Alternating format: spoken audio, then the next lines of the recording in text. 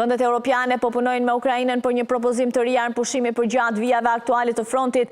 4 diplomatë europian kanë bërë të ditur se vendet europiane janë duke bashkëpunuar me Ukrainën për një propozim të ri për armëpushim me Rusinë për gjatë vijave aktuale të luftimeve, duke përfshirë kryesisht ide që janë diskutuar edhe më parë, ndërkohë që po përpiqen të mbajnë Shtetet e Bashkuara në një rol qendror.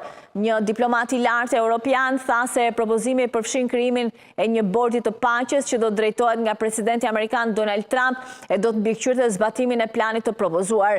Është një përpjekje nga këshilltarët e sigurisë kombëtare për të mbajtur Shtetet e Bashkuara të përfshira, tha diplomati. Të martën, liderët europian i bën thirrje Washingtonit të qëndrojë i palëkundur në kërkesën për një armëpushim të menjëhershëm në Ukrainë në vijat aktuale të frontit që do të shërbejnë si bazë për bisedime të mëtejshme.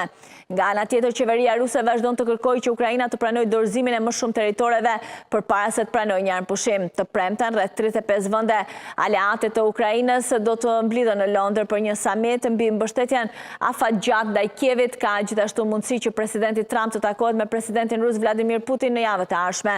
3 diplomatë të tjerë konfirmojnë gjithashtu se po përgatiten propozime për një ide që mund të jetë ideja e bordit të paqes, është modeluar sipas planit 20 pikësh të Shtetet e Bashkuara në Gaza. Sapo të arrihet marrëveshja për armëpushim, atëherë do të nisin negociatat për territorin, por pa njohje zyrtare të territoreve të pushtuara nga Rusia si pjesë e saj, sqaroi diplomati i lartë. Kjo është një përpjekje që e kemi bërë edhe në maj, edhe në gusht. Rusia nuk ka treguar asnjë shenjë ndryshimi për qëndrimin e saj, tha një tjetër diplomat evropian. I pyetur nëse bëhet fjalë për një shtyrje të re mbi të njëjtat ide të vjetra, diplomati u përgjigj në një farë mënyre po, me disa elemente të rinj, pa dhënë më shumë hollësi. Të gjithë diplomatët folën në kushte anonimiteti për shkak të ndjeshmërisë së çështjes.